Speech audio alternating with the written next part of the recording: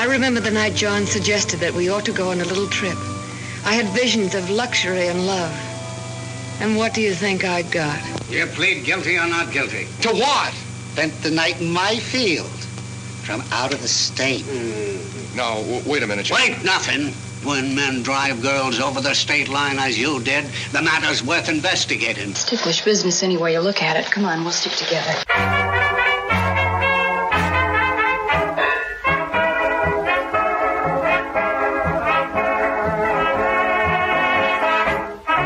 It's Ticklish Business, the podcast devoted to honoring and deconstructing classic cinema. I'm Kristen Lopez. I'm Drea Clark. Samantha Ellis. And we are back celebrating the magical landscape that is Christmas. We are talking about the 1940 feature, Remember the Night. And we have a special guest, of course, this week. The man who may not have invented Christmas, but he's certainly the person I think of when I think of the holidays season. It is Alonso Duralde. Alonso, how are you? I'm great. Thanks for having me, and Merry Christmas, everybody. Exactly. Alonso, I know you as the guy that if it's about Hallmark or Lifetime, if it's Christmas related, you are the guy. How did you get into becoming the quote-unquote Christmas expert? Well, 10 years ago, I wrote a book called Have Yourself a Movie Little Christmas, and it focused on films like Remember the Night. It was a book that covered everything from sort of the obvious choices of a Christmas movie book, your It's a Wonderful Life's, your Elf's, but then it's also sort of trying to make the case for films that people weren't necessarily think of as being part of the holiday canon. So, you know, something like Lady in the Lake or The Lion in Winter or Metropolitan that is set at the holidays and the holidays plays a role in, but people don't necessarily think of it as the kind of movie they flock to every December when they want those warm and fuzzy feels. And then, as my husband likes to put it, you know, I blew it on that book with all the legit movies. And so now to get my fix every holiday season, I'm stuck with Hallmark and Lifetime. What are some of your other than obviously talking about this movie, what are some of your favorite classic holiday features that you go back to every year? Oh, I got a bunch. Well, you know, turning 50 this year is the musical Scrooge with Albert Finney. It's probably one of my favorite Christmas Carol adaptations, and the songs are all by Leslie Bricusse, who I'm a big fan of. That one, I think, holds up a lot. I like to go back to it. There's some great French dysfunctional family comedies that I like La Bûche and A Christmas Tale. You know, living in Los Angeles, I'm spoiled in that I get to go see It's a Wonderful Life on the big screen every year at the Arrow. I mean, not in 2020, obviously, but generally speaking, that is a thing that we make as part of our December habit. So yeah, there's a whole bunch of them. I mean, I literally did have to write a book about this because this is a topic that I just am very into. And most people would probably know our podcast. We essentially, I think in the first 2 years of the show, I did all the Christmas movies. I pretty much started doing, I think at 1 December of the first year, we did 4 episodes on 4 different Christmas movies. And I feared that we had done all of the big ones. But when you suggested Remember the Night, I realized I actually went back and typed it in to our search engine, and we had not done it. So I was very happy to get to talk about it. Before we jump into breaking it down, let's talk about the plot. This is from 1940, directed by Mitchell Leisen, stars Barbara Stanwyck and Fred MacMurray. This is not the last movie most people probably saw Barbara Stanwyck and Fred MacMurray in, but I believe it is the first movie they paired up in. The first of 4, yeah. Yes. Barbara Stanwyck plays Lee Leander. She is a woman who is arrested from a jewelry store trying to steal a bracelet.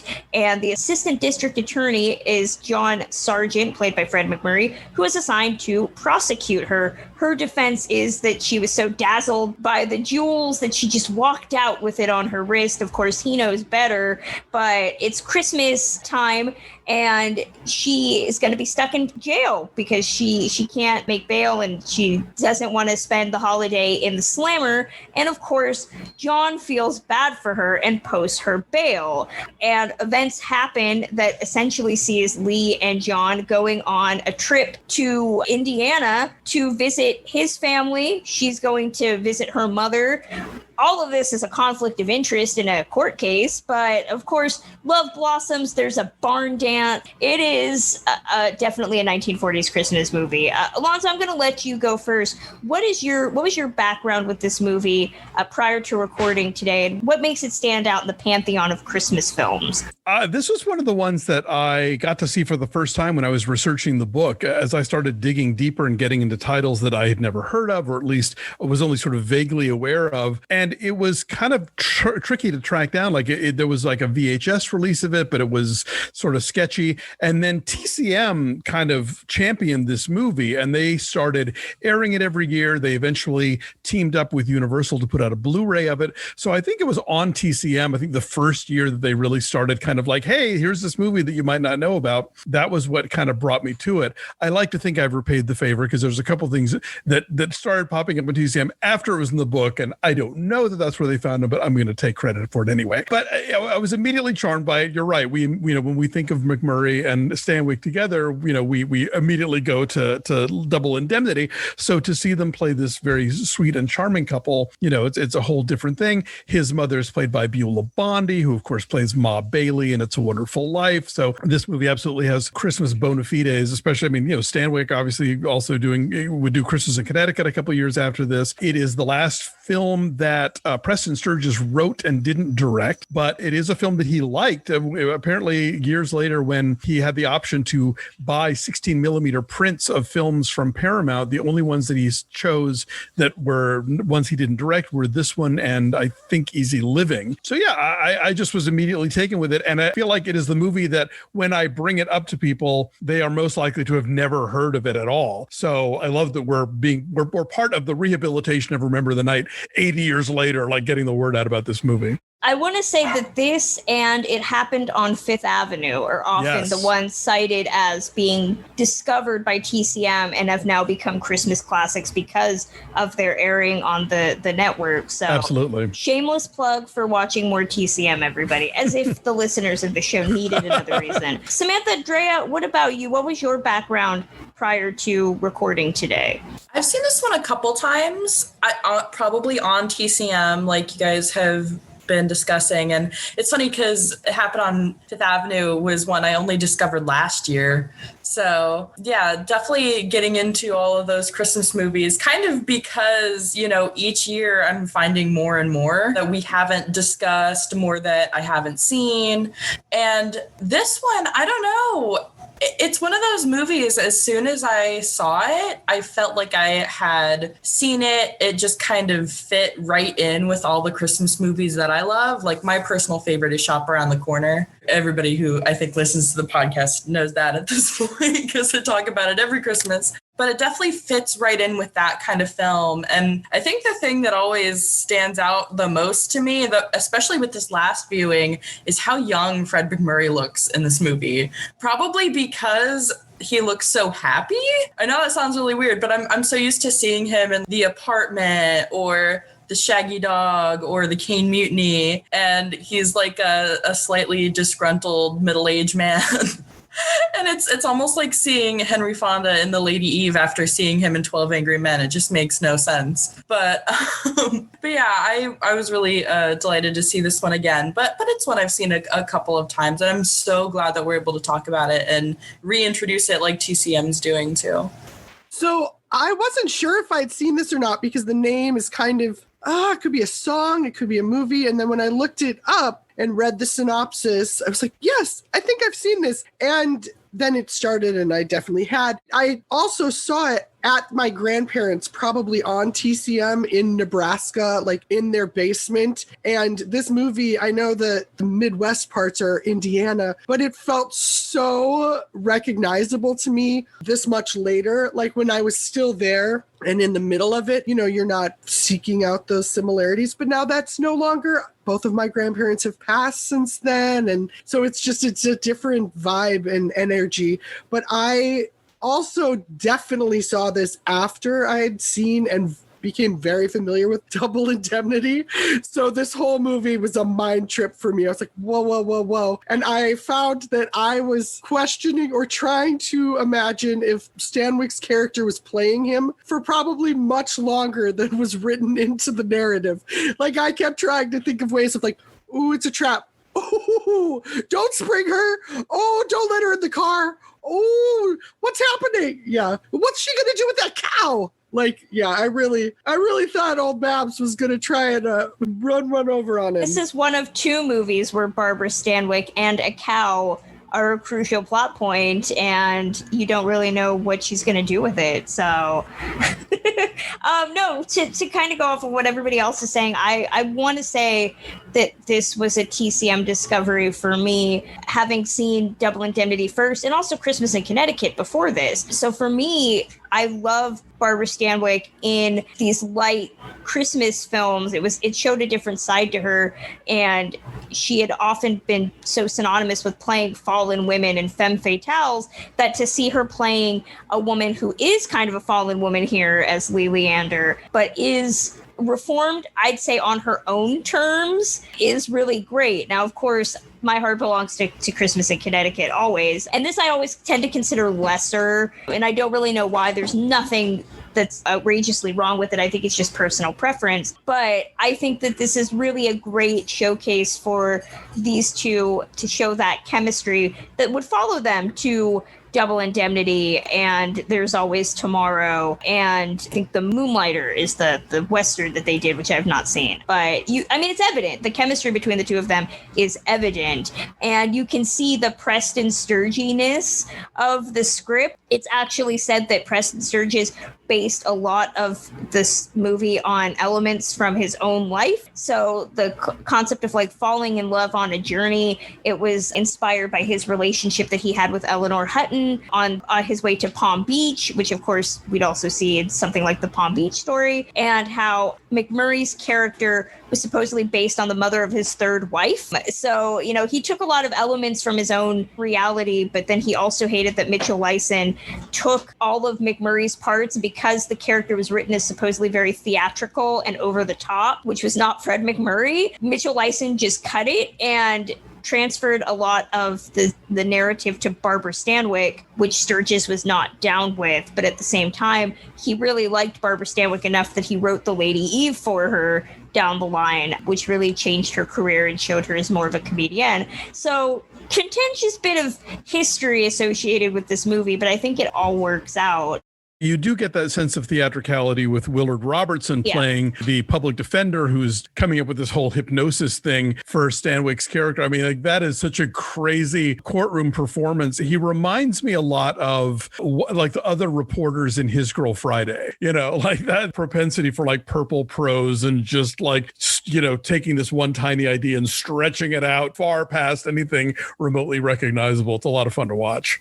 I don't know where we want to start with this movie. There's a lot that we could obviously I want to talk about how this plot line would not work in any form of reality, which is why we love classic movies, because if you think about it for a second, like the concept of the assistant DA bailing out a defendant that he's prosecuting and then taking her on a road trip, irrespective of whatever shenanigans the plot involves, like, I would think that there would be a lot of repercussions. Somebody would be disbarred. It's got mistrial written all over it. Yeah, not just takes her on a road trip, takes her across state lines and across country lines. Yeah, I'd actually love to talk just to start there, because one of the things that stood out this time I watched it when, with my sort of podcast brain on, and I love this movie, and I think it's got such a winning sort of structure to it. It has such a nice balance of like what is good and what is bad, and is one person anything. The morality cooked into this and the discussions on morality are fascinating, and that's a whole other thing we can look at.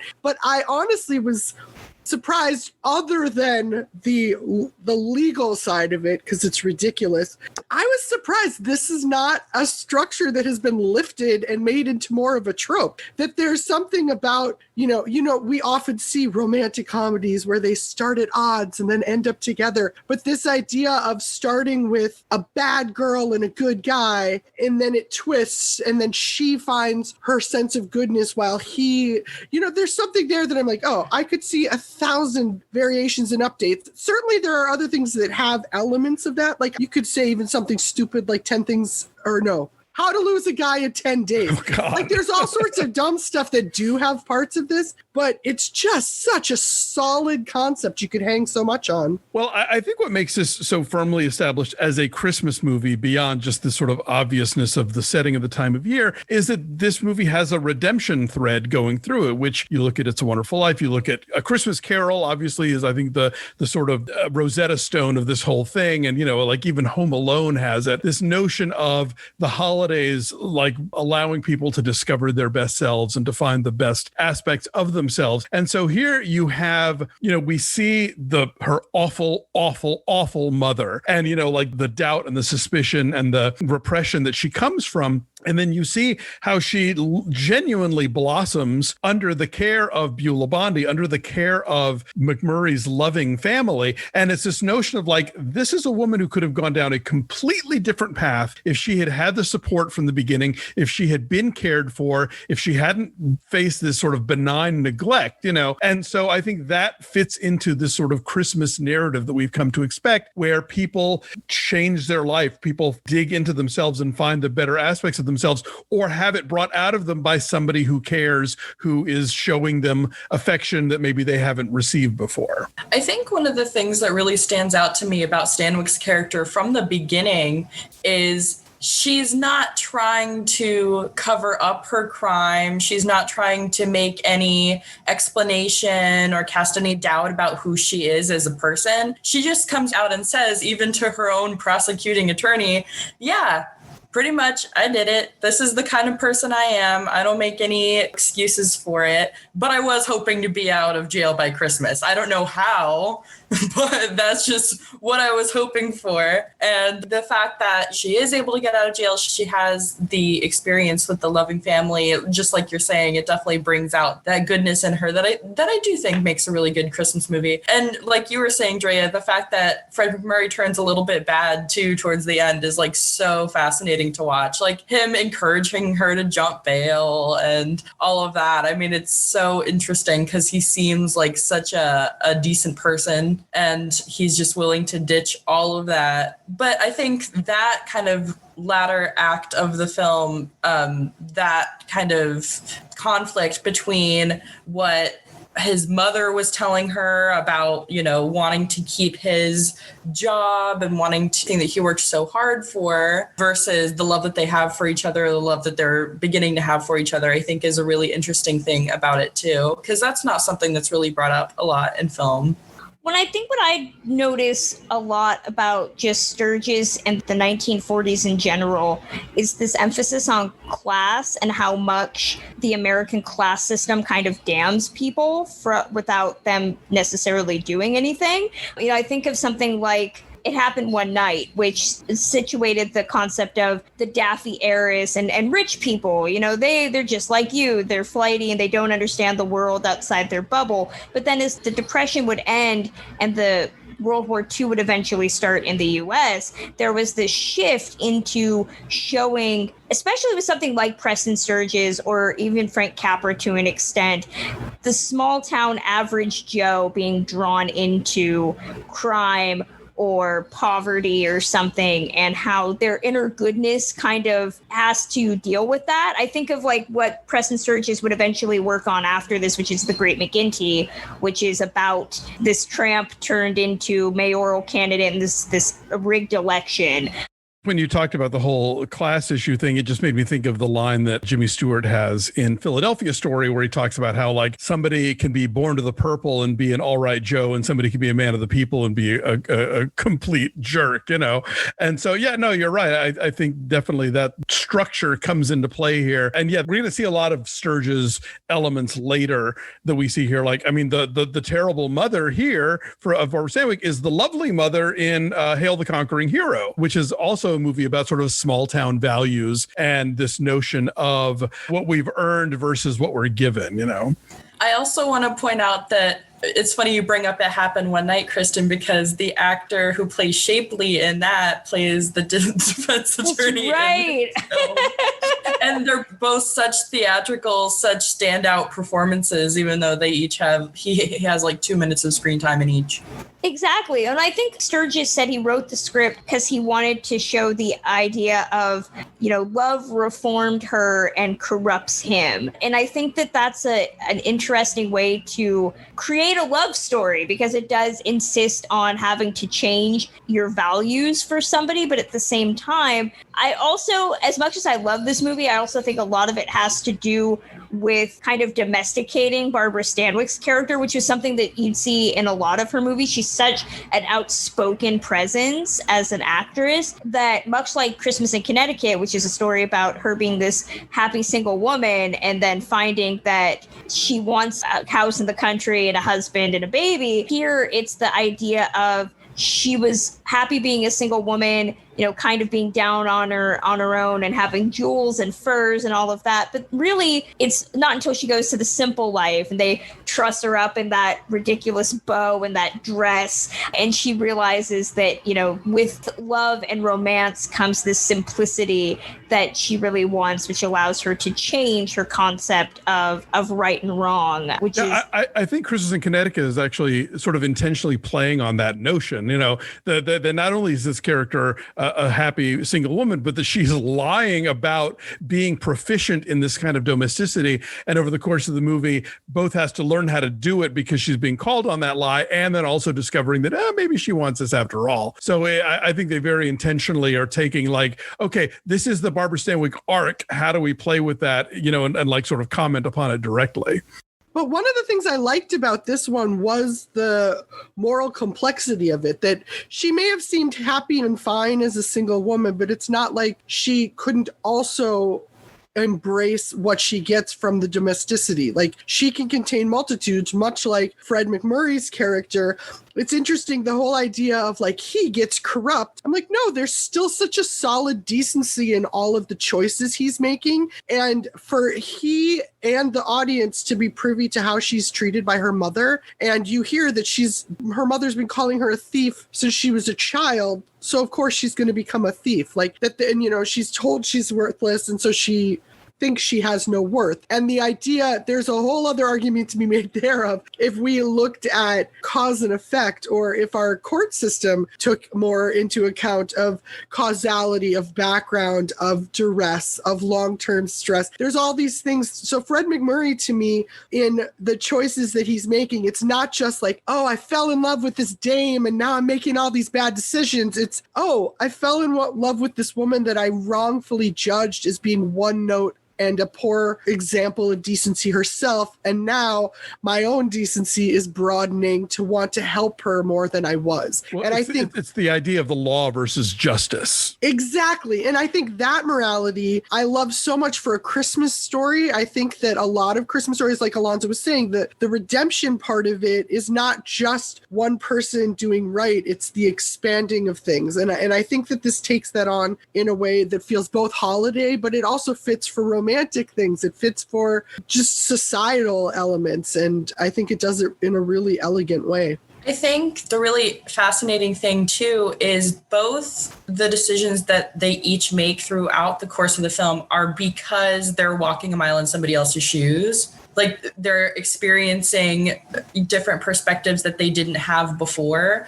Like Barbara Stanwyck, she, through this whole journey, is deciding to make decisions that aren't just for herself because of what she's seen and because of what she's gone through. And Fred McMurray is kind of seeing what life is like on the other side of the tracks, and he's using that experience to make decisions throughout the latter part of the film. So I think that also attributes to it for sure. I appreciate that classic films of this era tend to have a very, I'd say, nuanced. Most people kind of give classic cinema, everything is black and white. The good people are really, really good and the bad people are really, really bad. And that's not necessarily the case. It's like Alonso says, the difference between law and justice, in that Lee is definitely doing wrong things, but the movie never situates her as a bad person. Therefore, she is punished, quote unquote, by going to jail at the end of the movie.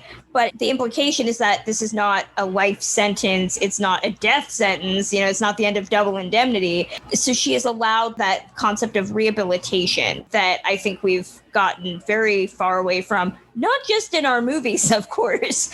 Well, she gets the guy, but she also earns the guy, I guess, is maybe, one way to think about it. A little throwaway thing, just in terms of really giving these characters some heft that I love, that I don't think I'd really noticed as strongly before, but it really hit me this time, was that you have the maiden aunt character who lives with McMurray's mother. And this is sort of a staple kind of character in films of this era. And when she pulls the dress out for Stanwyck to wear to the big New Year's barn dance, first, there's the joke that it's wrapped in a newspaper about Teddy Roosevelt, but on top of the dress is this bundle of letters tied up in a bow, and nobody talks about it, and they just sort of look at each other, and the maiden aunt kind of takes them and puts them aside, and she and Stanwyck have this silent moment. It's like, you get so much of what this woman's life has been and where it might have gone and what she's endured and the tragedy that she has lived through. And again, I think it's so much about like how much of our lives are shaped by our pasts and how we decide to let that, determine what our present is going to be. And obviously, I think she has lived a fulfilled life. She's running this farm with her sister, I guess, and she helped to raise Fred McMurray, obviously. But, just that unspoken thing of like, oh, you had love in your life and it's not there now. I agree so much. Also, for the record, we've discussed this before. If this was a stage play that my high school put on, the aunt is, of course, the character that a very young me would have played. The old funny lady who's like, oh, put this on. Oh, let's bake this. So good, fine. I recognize that character in every movie we talk about. My popovers. My popovers. But are the cookies burning? But the idea of the family in general, it's not just a contrast between her mother, which is acute, and then also her mother, you get a sense in terms of like how your past and how you handle it reflects who you are.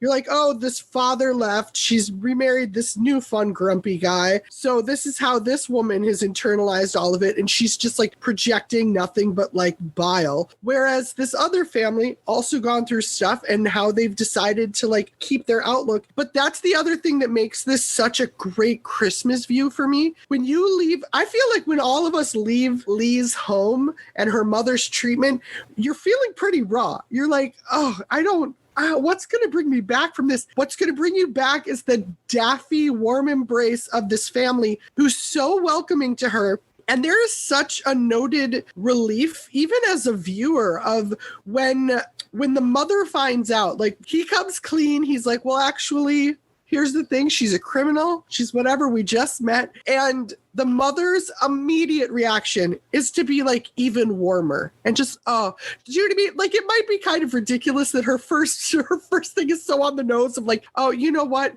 That's just probably a sign of someone who didn't get enough love. And you're like, well, she didn't. We just saw her mom. How'd you know that? But it's also so welcome. You're like, oh, thank God. Because if she'd also had to tiptoe in that scenario or like win the family over, there's something about having that family be just 100% Team Lee from the second she gets there that makes this feel just even more sort of warm embracey than maybe a film that came out a different time of year. This is just a reminder that in 2021, I want to do a Patreon thing where we put Drea in an old lady wig and just have her say maiden aunt lines on Zoom. I think that would be something that people would want to see. I'm available. I'll also do my when I was 14 and learned how to draw wrinkles across my face, but like with a thick brown liner so you could see them from 50 feet away.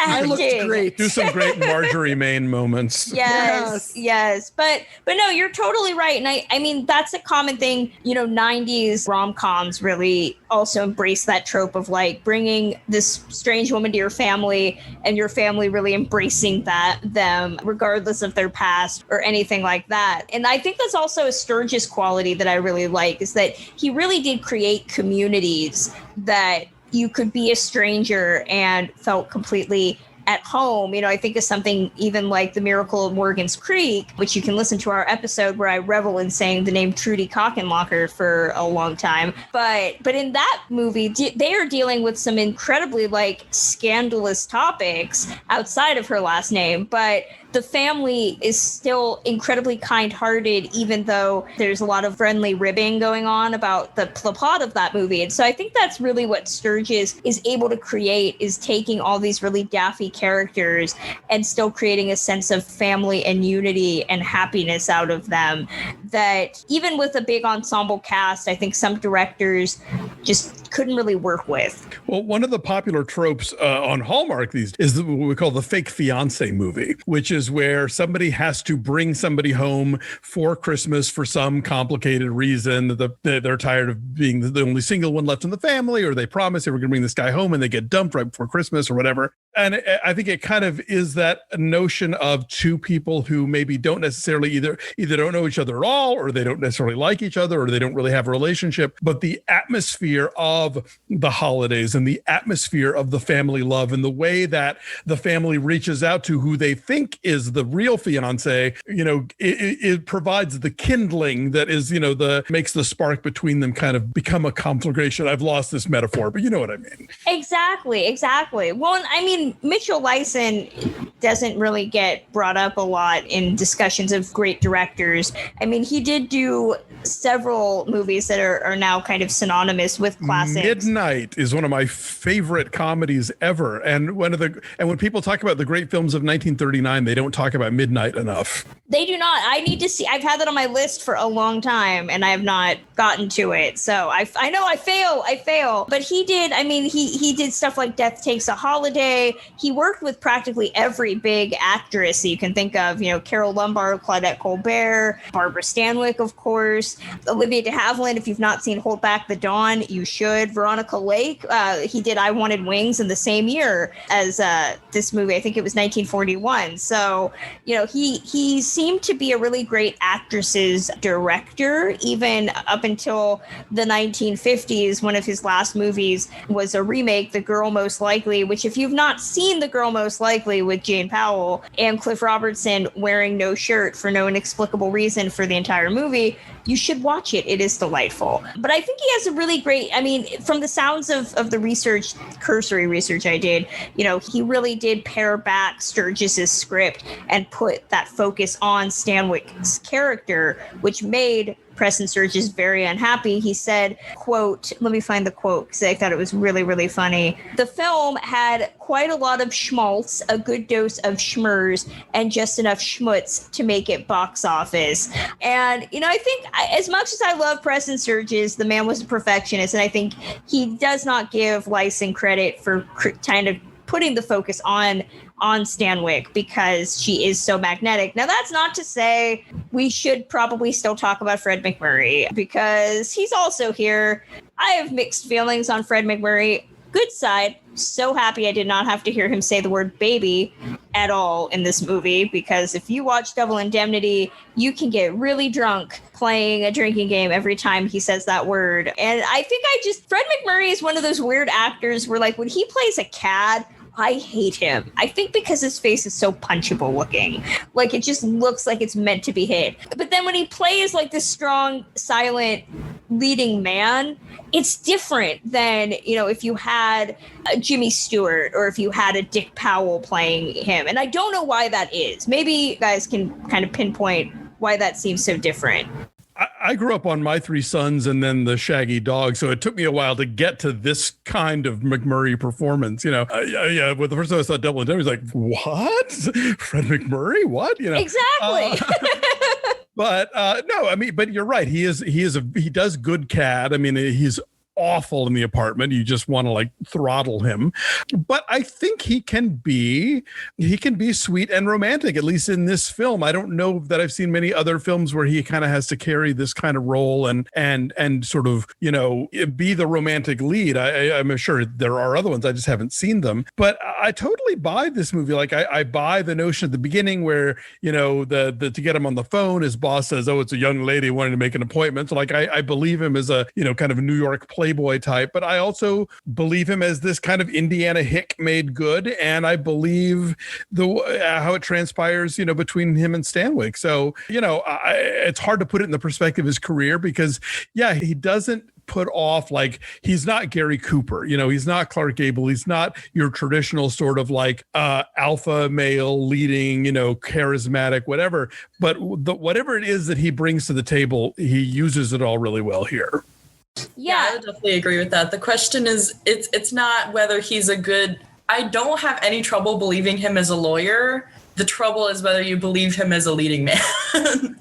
And burn? That sounds like a burn. a little bit. I mean, I also agree that his face is punchable. But the problem with McMurray, I think, is his roles were so varied that you can't believe him as anything anymore once you watch a certain variety of his work. Because you also see him, again, I bring up like the Caine Mutiny and The Apartment, as you mentioned, and he just played everything. So, and then before this, he worked with like Carole Lombard and Hands Across the Table, and that's a very traditional leading man kind of role. I love him in this. I think he's really attractive. He's very my type, but it didn't full on put me over. And I think that's why, as you were mentioning, Kristen, that's why I love Christmas in Connecticut more, because Dennis Morgan, you don't even have to think about it. He just screams jolly, adorable leading man, and you want to pinch his cheeks, not punch him in the face. Don't get me started on Dennis Morgan. I was trying to win you over, Kristen. One day we will have an episode devoted to classic men Kristen hates, and Dennis Morgan tends to be the top. Girl, you have like 8 of them at the top. Yeah, I know. I'm sorry. I have you a lot love of hate. Peter Lawford, who most of classic Hollywood hates. So. I know. I'm an enigma. But no, I watched Christmas in Connecticut for Reginald Gardner anyway. So. But to kind of touch on Fred McMurray in 1940 specifically, I think, in terms of what Samantha was saying about him being so varied, in 1940 alone, he did this. He did a period piece called Little Old New York, and then he did a Western film called Rangers of Fortune, and he also did the film Too Many Husbands, which is one of my favorites. It's essentially gender swapped My Favorite Wife. So Jean Arthur is what would be the James Garner, if we were talking about Move Over Darling, the Cary Grant, and I want to say it's David Niven and Fred McMurray are the returning husband. It's Fred McMurray, and the new husband it might be Melvin Douglas. I get them confused. I'm sorry. But Gail Patrick. It's the Gail Patrick. And it's really a lot of fun. But I mean, that shows you, I think, McMurray's range. Part of that is being beholden to a studio. You don't get to choose what they're putting you in. But the fact that he could kind of hop around from like a period piece to a Western to a screwball comedy to this romantic film kind of showed his range, because he seems to fit comfortably. I haven't seen the period piece or the Western, but I'm assuming he fit comfortably in them. I'll add to his defense for this film specifically. I think that it actually helped the character that you don't look at Fred McMurray and think, ha-cha-cha, because if we had met that DA and been like, oh, this is a total ladies' man or whatever, the ickiness of him asking for her bail to be waived, and then the ickiness, again, she ends up with him because the bondsman is like, oh, I get it. You want me to get this lady out of jail and bring her to your home. Like the inner city sex trafficking of a grown woman. And so if we had met him and thought he was lecherous at all or a real playboy or anything like that,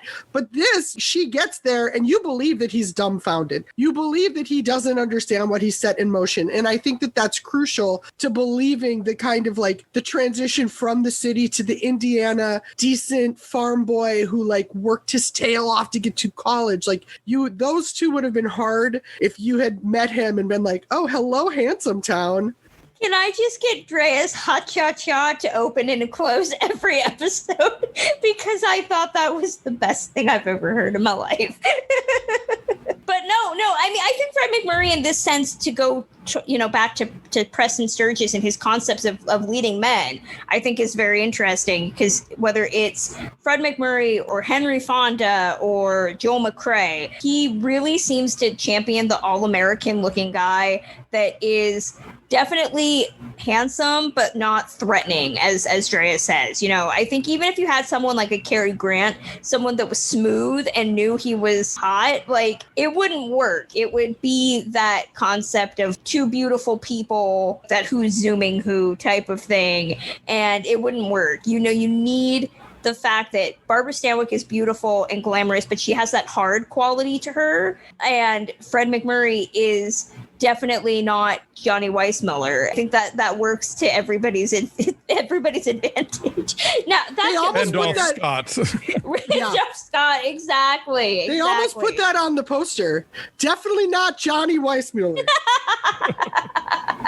Although Randolph Scott was, to go back to My Favorite Wife, so there you go. That's what made me think of him, actually. Yeah, exactly. Do we want to touch on anything else that I haven't brought up? I would not be able to let this episode go by without talking about Sterling Holloway.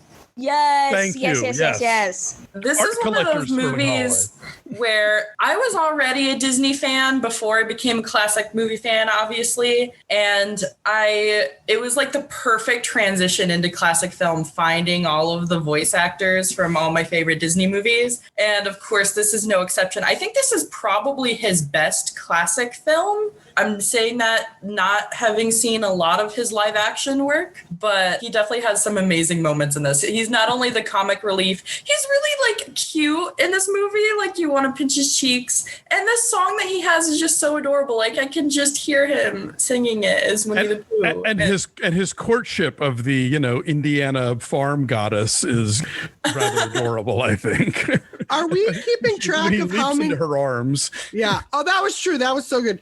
Are we keeping track of how many cheeks Samantha wants to pinch today? I was gonna say there's been a lot of pinched cheeks in this episode. So Sterling Holloway and Chill Wills, you really, when you've grown up on cartoons, you start looking for them in movies, and the live action doesn't always do them justice. I know it's always weird to notice those voice actors in certain things, because you're like, oh, that's what they look like. Like, Sterling Holloway has that look that you know right away it's him. But even seeing someone like Phil Harris, who was the voice of Baloo in certain movies, you're just like, wow, okay, that makes sense. It's very weird, and I love it. Did anybody else grow up with the Sterling Holloway Peter and the Wolf record? I know of it, yes. Where he narrates. I was like, I think of Winnie the Pooh, but I also think of that, like, oh, look out, Peter, I appreciated anytime a movie like finagles in a reason for certain people to sing, and you're like, what? Why? Okay, all right. What, you get exactly. Here, it's the parlor. Come on. I mean, that's what you did in 1940. Okay, that's fair. It had a little more like believability cooked in. I do want to throw it, since we are talking Christmas movies, and this seems to be the debate every year, what constitutes a Christmas movie, especially as we're talking about it in the classic film world? Is it a movie that is necessarily or exclusively set on Christmas? I say this considering The Sound of Music has become a Christmas movie, even though it has absolutely nothing to do with Christmas. Or Meet Me in St. Louis, which only involves the last half of the movie being Christmas set. So for all of us, what constitutes a Christmas movie in a classic film? I very much always put this in the eye of the beholder. I think Sound of Music is a different case. For some people, it's the 10 Commandments, oddly enough. And I think if it's a movie that you watch at Christmas time, that's great. But that's kind of a different category. If we're talking about a Christmas movie, yeah, I think a film, if it needs to at least be set at Christmas. And then beyond that, it really is kind of up to you. Like the whole Die Hard conversation, for instance, it's happened over the couple of years. As a friend of mine who co-hosts a podcast called Tis the Podcast says, they mention Christmas in Die Hard more times than they do in Jingle Bells. But, I think for me that there is a general sense of, often, not always, that it does bring a certain kind of warmth, a certain kind of coziness, and again, that redemption arc of sort of people finding their best selves. But this is not a hard and fast rule. I mean, yeah, you can say that Meet Me in St. Louis only has part of it set at Christmas, but it does give us an iconic Christmas song. So I think it's sort of inescapable. I qualify John Waters' Female Trouble as a Christmas movie, and it's only got one Christmas scene at the very beginning. But again, iconic moment of Divine dumping the Christmas tree onto her unsuspecting unsuspecting parents. So it's like, that's enough. That little nugget is enough to put it in for me. Your mileage may vary, and I think we all have our own idea of what they are. But I do think that it's worthwhile to go beyond your obvious sort of White Christmas, Bells of St. Mary's type movies and look at how people implement the notion of Christmas in different ways. I mean, one of Drea's favorite movies, Stanley Kubrick's Eyes Wide Shut, is very much using Christmas as a counterpart to what the plot is. You know, I think the reason in recent years we've seen so many kind of horror films and action films that are set at Christmas, because Christmas is, as I say, the white snowy backdrop against which one drop of blood shows up very prominently. You know, the Christmas has this, is one of the last things in the culture that I think we still attribute to a certain sense of purity, a certain sense of like family goodness. And so to unleash something nefarious against it as a backdrop just throws it into that much sharper relief. If dumping a Christmas tree on somebody constitutes a Christmas movie, does this make A Summer Place a Christmas movie? Oh my God, yes. That's a great Christmas scene. Yeah, for sure. I think if there's a Christmas scene that really stands out and you want to call it a Christmas movie, yeah, Summer Place totally falls in that category. I want you guys to know that I will be hiring and retaining Fred McMurray's legal services for the slander that Alonso has just put out there. I think it's important for me to say I detest the movie Eyes Wide Shut. My thing with Christmas movies, and actually specifically with this one, something I really appreciated about it is they're going home for Christmas, they're taking part in all these festivities and everything, but it's still a pretty secular movie. They're not, we're not going to church services. There's not a lot of moments sitting talking about the nativity and the birth of Christ. And I think in America, it's still being finessed, but Christmas break is Christmas break regardless of your religion. And there are a lot of people who do not think of themselves as Christians who enjoy a lot of Christmas elements. And I think that films, especially that help bridge that divide, are so nice because you may not be Christian, you may not look at Christmas as like the birth of Christ, but you do think of it as a special time with your family, as you may even give gifts. There might be other things going on. And I think that this movie handles that in a beautiful way, that this town has a lot of festivities.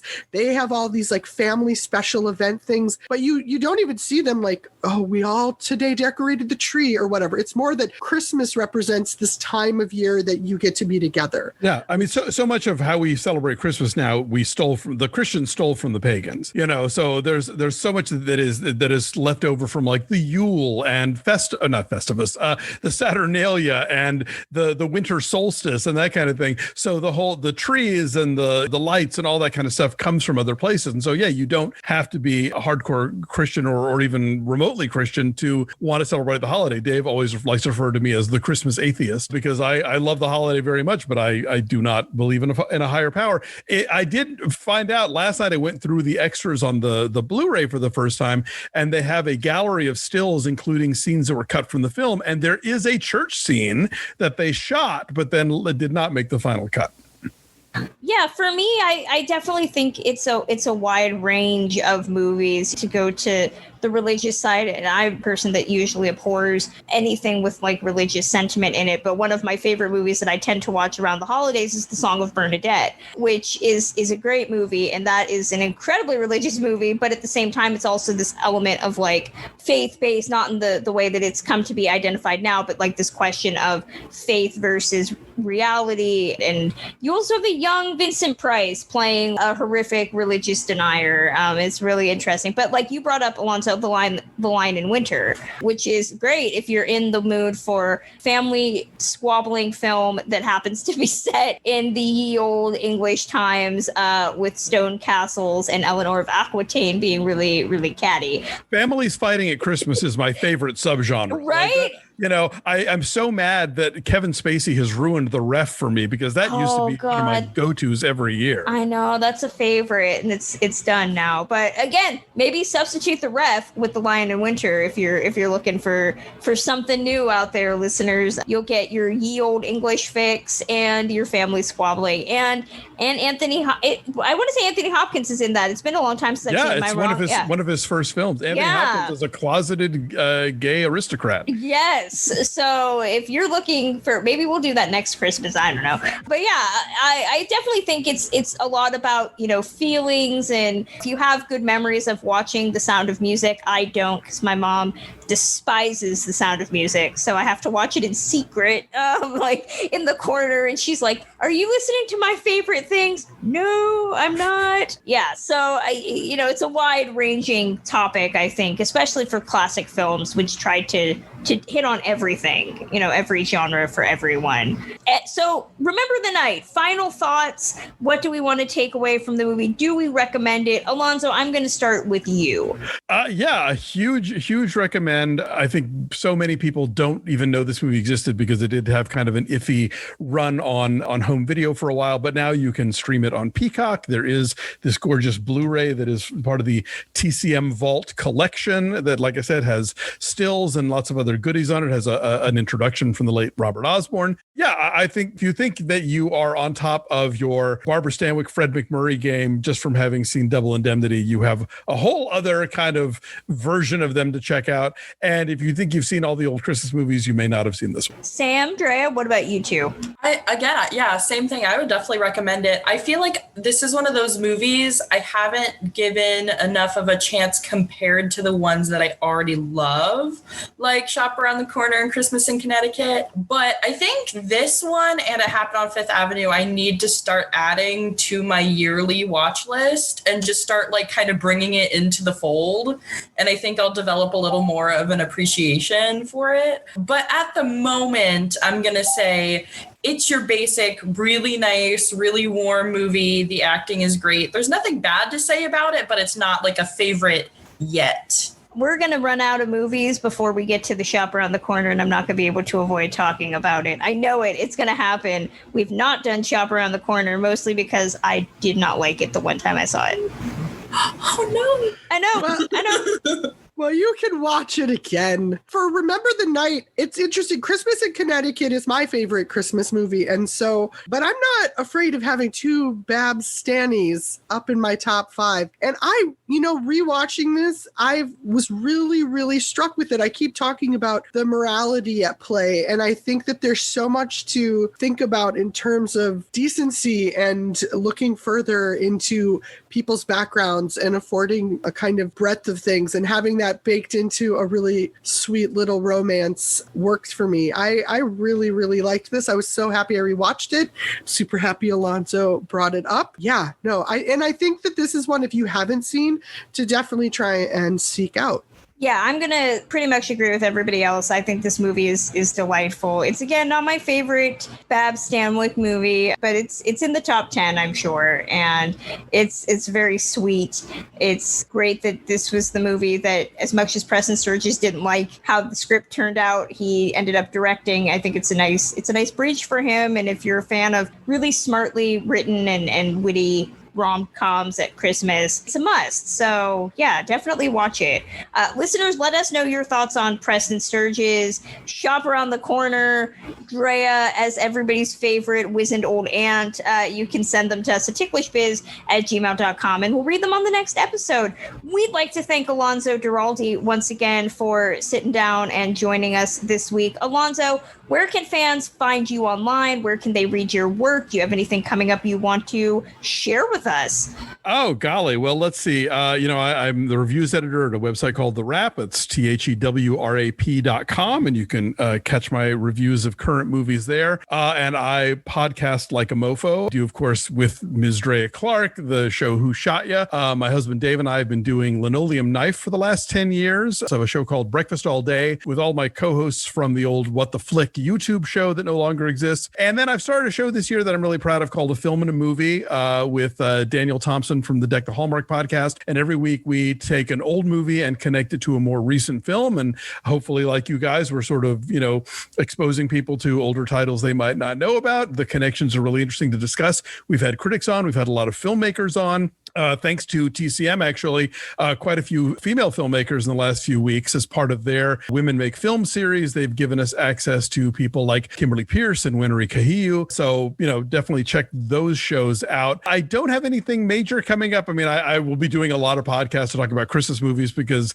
that is my lot in life. But I do have a book that I'm doing with the Deck the Hallmark guys that's coming out in fall of 2021. So please keep an eye out for that as well. Thanks for having me. I love this topic, but I love this movie especially.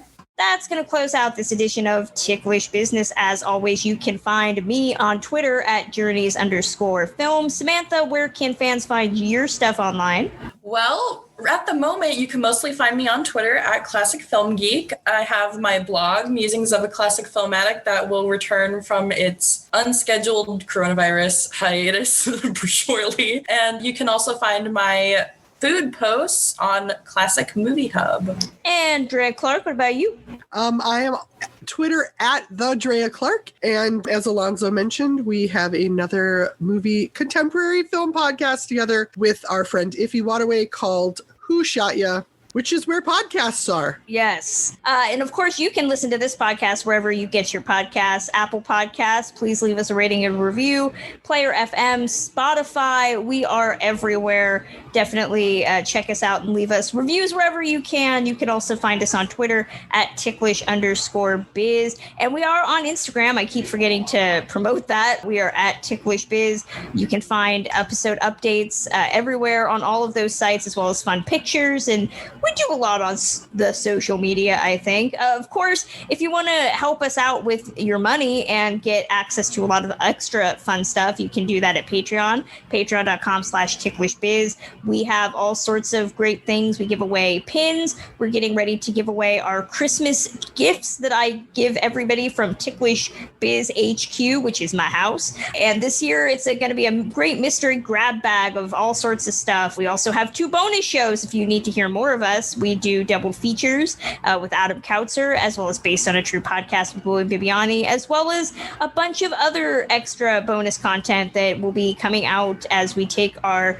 holiday hiatus in a couple weeks. But that's going to do it for us. Next time, big episode 100. We have the specialist of all special guests, and we have a great movie that we are excited to talk about and celebrate 100 episodes of Ticklish Business. So that will be next time.